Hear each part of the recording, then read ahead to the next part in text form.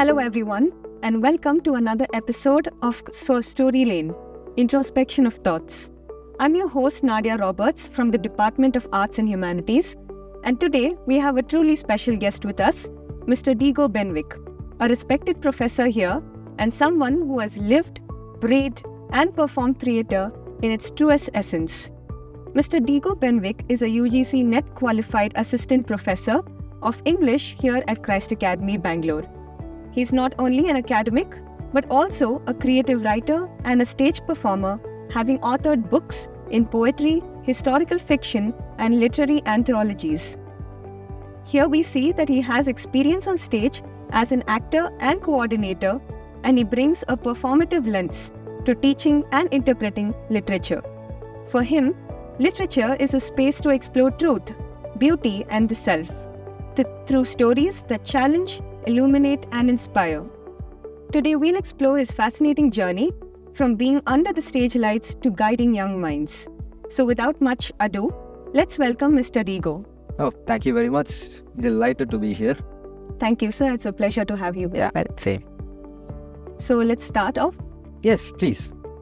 Can you share how your journey in theatre during your college years, what exactly happened and what drew you in to perform in such iconic English dramas like Dr. Faustus? Oh yeah, that's quite a story. My interest in theatre was not something of an accident. I wouldn't say just found myself, woke up and one day into theatre. It was a gradual journey, I would say. But when I took up literature and I thought we are doing literature, the most active part of literature, apart from poetry, prose, and everything else that we have, theatre is the place where you live literature, which is a privilege and a prestige not every other forms of literature gives you. Only in theatre you can live it. So when I started my UG and there was a call for a competition where we had to do some soliloquies for the drama club, I took an initiative, let's try this out. I've always had an attraction towards literature, especially theatre, as a 12th standard boy, watching all these great big shot of film people who always say that theatre is the place where they grew up, which gave them the charisma and the aura that they have as actors. So why not give it a try? And I took into that competition and things got really well. I got a second prize in that competition and I'm like, whoa, yes, we do have potential maybe.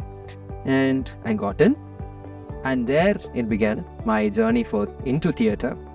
Reading Shakespeare is one thing, but being with Shakespeare is a different thing. Living it, exactly. Yeah. You read Julius Caesar, or you read all these funny plays, the comedies and tragedies of Shakespeare. You read and you can dissect it, analyze it, and all these critiques, you can sit and write essays about it. But its intention was to be performed.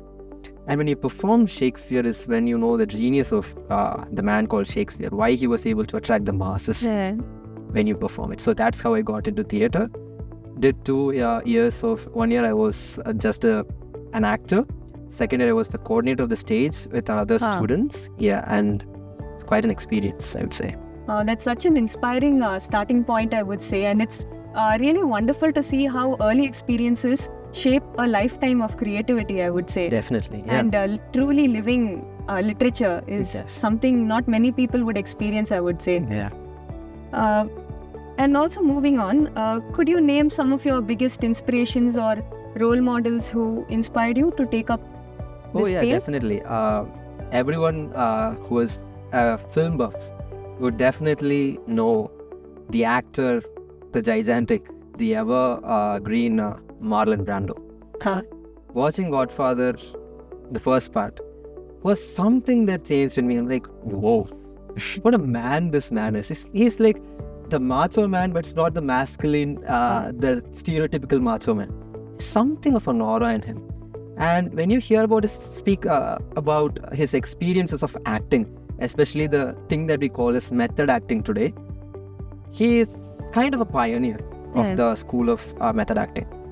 And him using prosthetics to act, him experiencing the whole character, him living the character on screen, an aura that is unmatched on screen. still talked about as the greatest film ever made, Godfather. Such a thing. So when I listen to his interviews about playing the Godfather, maybe we should give it a try. Maybe we can't reach the level of Marlon Brando, but still we can give it a try. So that was an inspiration indeed. So would you like to try that here at Kayas? Oh yeah, definitely. I mean, the first thing that I was asked when I came to Kayas was, will you be able to share your experience of being a theatre person to the students of Kayas? Where theatre, there's not a lot of exposure to theatre here. So there are competitions about theatre that's happening. When it comes to auditions and stuff, you don't find a lot of students coming up. It's usually for the dances, for the fashion walks and stuff you find. But being a literature person and a theatre person, there should be a space in Kayas so that people would actually know the brilliance, the richness of literature that is in theatre. Yeah.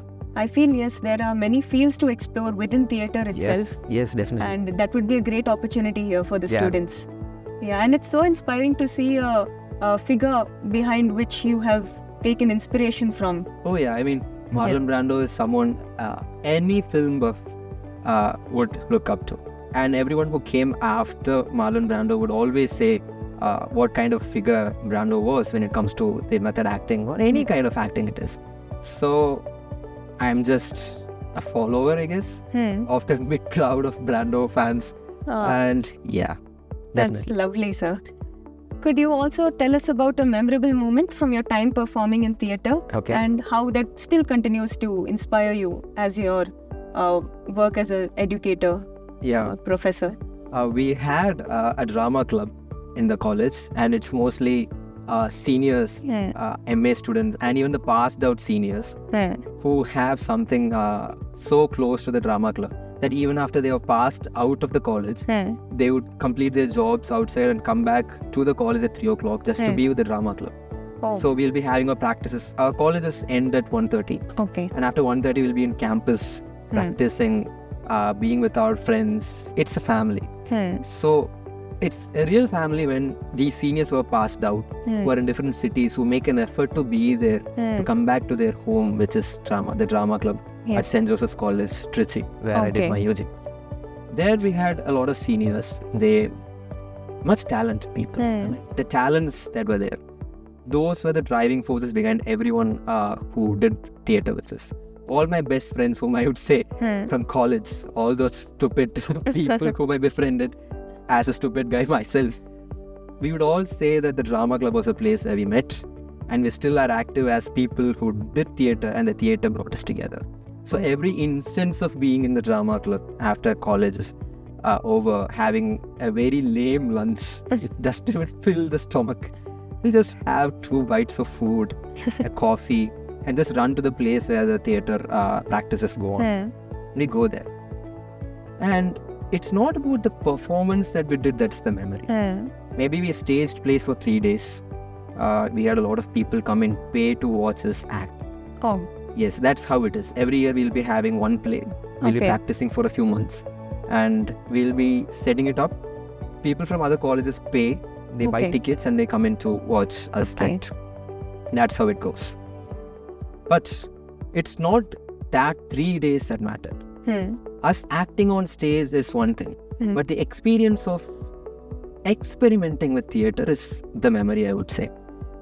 Theatre, we all think theatre is about few people coming onto the stage and saying random dialogues, experience. Exchange happens. But to truly experience theatre is to experiment with theatre. It gives you the space to experiment with the role that you have given. You have a freedom to be a different person when you are embodying another person's character. So the fun that comes with it, the kind of modulations we used to have. If there is a very tragic scene, we would improvise it and make it a very funny scene when we practice, so that we will know what levels of emotions we can express to experiment with our own potential and capacities, so that we can refine ourselves as better actors. One incident which I will never forget is I played Dr. Faustus when I was in my final year. And you know, Faustus is a very heavy role to play. the emotional weight of the character, the moral imbalance that happens. It's a very grey character, and it took a lot of toll on my health as well. I have to be on stage continuously, very strong, hot lights. I have to continuously say the dialogue for 1.5 hours. It's a very hard thing to do. A very thematically rich production, I would Exactly. say. And there's a lot of weight on that character called Dr. Faustus. The last scene is where a soliloquy goes. Very famous soliloquy. If any literature person will know that. After the soliloquy, the demons would come to carry me off to hell. Okay. So I have to let out my scream. I have to be on stage and make sure that the people understand that this guy has lost his soul because he traded it to the devil. The devil is coming to take his soul. And so, when that scene happens, after that scene, I usually go backstage and I collapse. Oh. It was the last time, the last show, and I was already bleeding through my nose because of the heat and the stress that I was going through. And the last scene, the last time I gave it my all, I came, the people carried me backstage. I collapsed. And everyone made sure that they were there for me. They took me up in their arms. They'll carry me to the place where we have to rest, put me there, give me glucose, juice, wipe my tears off, wipe my face, fan me, hug me, kiss me. You have done a great job. I have pictures of people kiss me on stage. I mean, behind stage. That level of love. That is something I will never forget. It gives you, when people actually see you take on a character that is hard to portray, and when you end it, they know that it's hard to come out of the character after the emotional weight you carry. People understand, be with you, take care of you. You feel loved. Yes. You feel appreciated. That is the victory of an artist, I would say. That even after you're done with the role, people still see you as that and make sure that they are there for you, take care of you, and give you that emotional support that you need.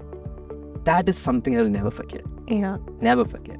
Yes, sir. It's so nice to see that sometimes the process or the rehearsal that you had, that seems to be more instructive than and more beneficial than the final result of actually acting on the stage. Yeah. So I would say even the behind the scenes things that take place play an important role as well. Yeah, definitely. Most of the time when the play is over, we'll be having, for every role, there will be 2 people playing the same role. Okay. So that show after show happens. When I do one show, the next show will be done by another person playing my same role. Okay. So there will be 2 sets of actors for every role there is. So after my role is over, in the backstage, we'll be sleeping. All of us tired and exhausted being on stage, having to, sometimes the mic will not work. Sometimes some mishap is bound to happen. So when mics don't work, you have to scream so that people who have paid to watch that show, even in the last seat, they have to hear you. Hear it, yeah. So you have to scream through your lungs and you'll be exhausted. Backstage is where all the things happen. We'll be having food, we'll be sleeping, we'll be exhausted, sweating. But when the next play is about to happen, immediately after that we'll have like 10 minutes of buffer time. Okay. And the next play has to happen. So next people have to come and act. We have to make sure that we help them. Yes. So we won't have any rest and we have to help them. So in the backstage is where we really bond. Like, yes, I'm exhausted, but still I'm there for you. Yeah. And when they are exhausted, I am there for you. So that exchange of love, that exchange of appreciating the artist and the art is something that you can only see in the backstage. On stage, people will see this persona of a person who is acting. They appreciate you. When the play is over and you come off stage, they'll come to you, they'll hug you, they'll want your autograph, they'll give you notes, they'll take pictures with you. That is good. You do that for the applause. But when you come backstage and you see all the people you love coming to you, hugging you, kissing you, this is so much better than the last time. Just do this way, just do that way. That modulation was so good. The minute things that they observe, that you cannot expect from the audience. Backstage, yes. I never thought that theatre would be so exhausting, as you mentioned. Oh yeah. There were times that you would just sleep. That must have been pretty exhausting the whole day. Because you are either on stage or in the backstage. Yeah. backstage is harder than being on stage. Because when you're on stage, all you have to do is make sure you deliver your dialogues on time. You have the expressions, you make the audience engage with you. That's the only thing that matters. But for that to happen, the backstage has to be ready. Because there was this one incident where I was playing Robin Goodfellow, also called as Puck, from Shakespeare's Midsummer Night's Dream. It is a very funny and witty character. It's like a comic relief. Where basically I have a flower. The flower's juice makes people fall in love when you drop the juice of the flower in people's eyes. So that is the whole point of the play. Where two people will be sleeping.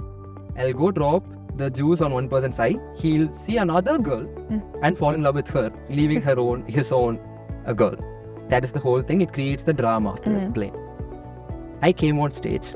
I forgot the flower in the backstage. I realized I don't have the flower after I have said my dialogue. Now I have to take my flower, take the juice, put it on the ice. I don't know what to do. But people backstage observe things. They know what you need. It's a very difficult job being backstage. They have to know the whole dialogue. They have to know what comes when, so that if something were to go wrong, they will be the people to help you out. So it's a very difficult job. So what I did was something creative. I have to give the cue to my people that I need the flower. But I can't just simply exit and get the flower and come. People will find out that I'm in a mistake. It will be a very big scene. All I did was, I added an extra dialogue saying, where is the flower? And I took my hands and clapped twice. My friend who is standing in the backstage threw the flower from there, and for the audience it will seem like it is flying from somewhere and landing in my hand. So he threw it from there and I caught it. The audience applauded. They erupted. They just thought it's something that we have already planned. But only I know it was something I made a mistake on. So he was there. He knew that I had done something and he had to fix it. He was there and he threw the flower from. So backstage is theatre.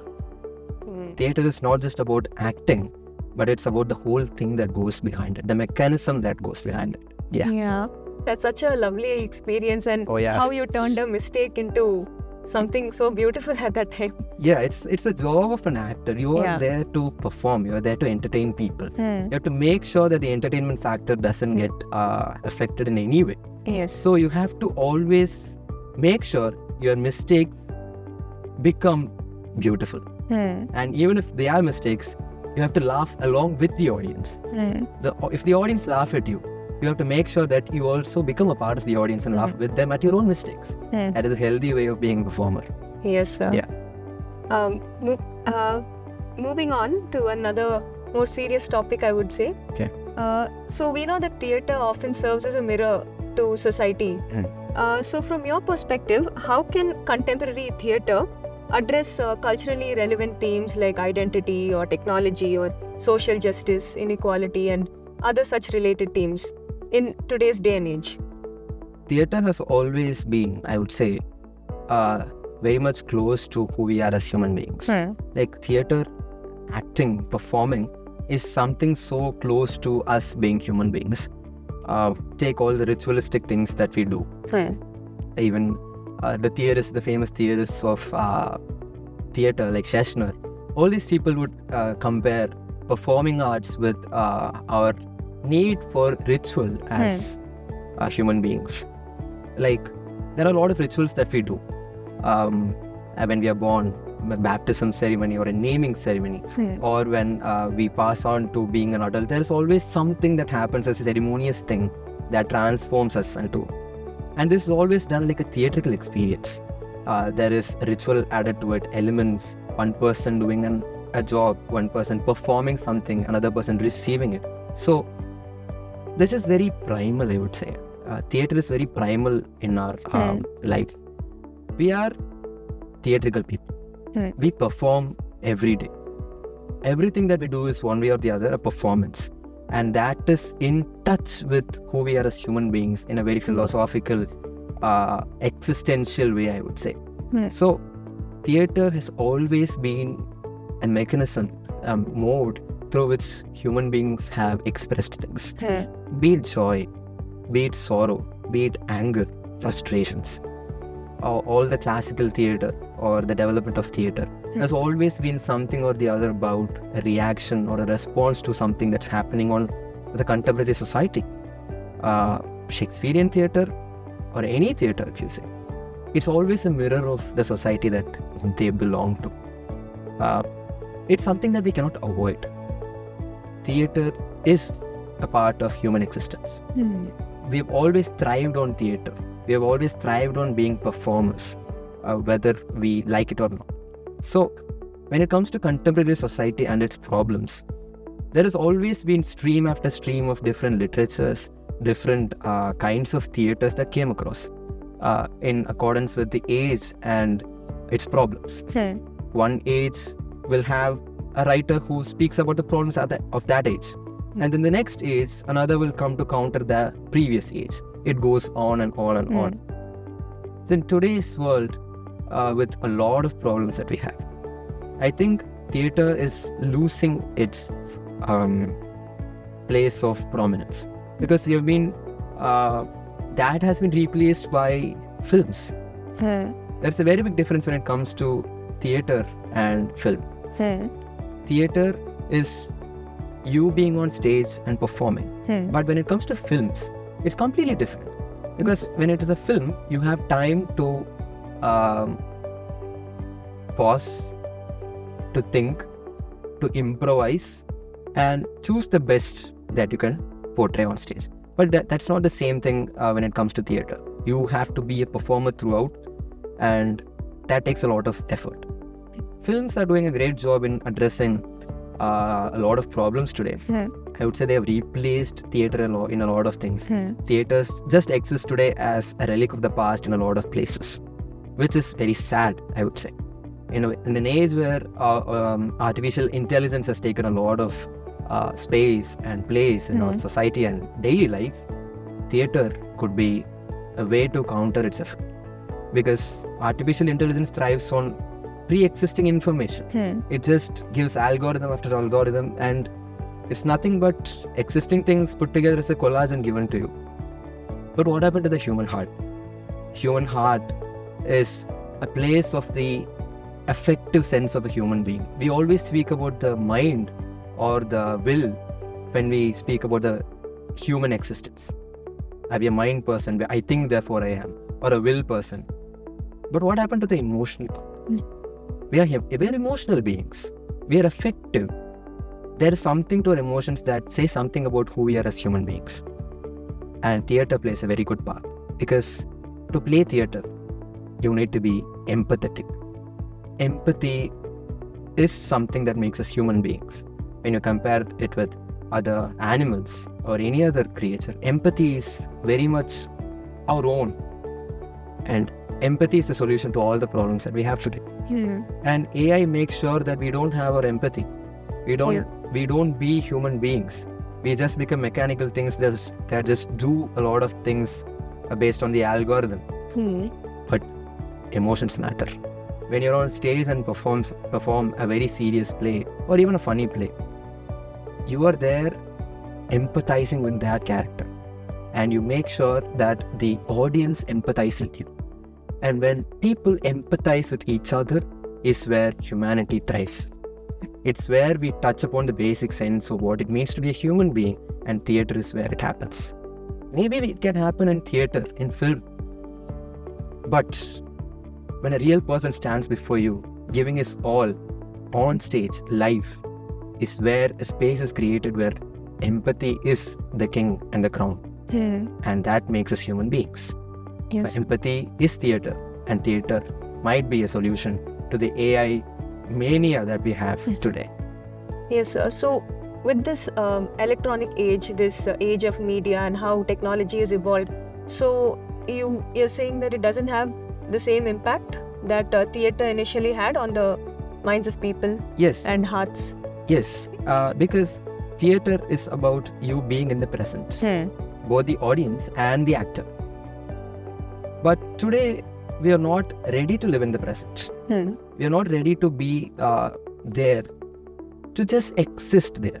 You're not ready to do that. When an audience comes into the theater and watch an actor play, they're giving that actor time. They're giving that actor a space where both of us can exist, both of us can see what this human experience of theater is. Theater, I would say, it began when we were primal human beings back in when the Stone Age or whatever was happening. They lit a fire, human beings sit around it in the night, fearing what might happen around them. And someone might have started a story. Someone might have started to enact it. And that's where theater began. Theater is nothing but the same thing. There is light, it's dark. We sit around that light. One person shares a story of something and the others listen. But today, are we ready to sit in that space and listen because of the technological impact that we have? When we watch in today's world, a movie that spans for 1.5 hours, it feels like a very big accomplishment that we have achieved a lot. Why? Because we are addicted to social media with 30 seconds of instant gratification. Scroll, scroll, scroll. That's what we have become. Our minds are so close to sitting there. We are so anxious every day. Anxiety is rising. We are floating here and there. We don't ground ourselves. But for theater, you need to ground yourself. You know, to be there. Sit and experience the darkness and the light and the shadows that emerge from that light of human experience being shared. So AI can never do that. Any technology can never do that. It is always human experience to be a theater person. Yes, so I would agree that theater definitely adds its human touch and surely enables us to experience theater in its fullest form, I would say. Yeah. So could you suggest any exercise? If a student were to ask you, could you suggest any exercise that would improve both acting and literary skills? First thing I was given as an advice by my seniors who taught me and trained me in theater was knowing who you are and knowing what you do. Which is the very first training that you get is to go stand before a mirror, given whatever role you are, with a script in your hand, start saying those things and look at your face. How do you react to the lines that are given to you? How do you portray your own emotions? Because everyone has different ways of showing their emotions. Not everyone shows anger the same way, or not everyone is sad the same way, or happy the same way. You have to know how you react. And when you see yourself reacting or acting on the mirror to a particular line or situation, you would know your potential. You would know what makes you unique. For example, I played Faustus and my friend Ashwin also played Faustus. Okay. I was a very different Faustus than he is. I was so dramatic. I was everywhere on stage. I was loud.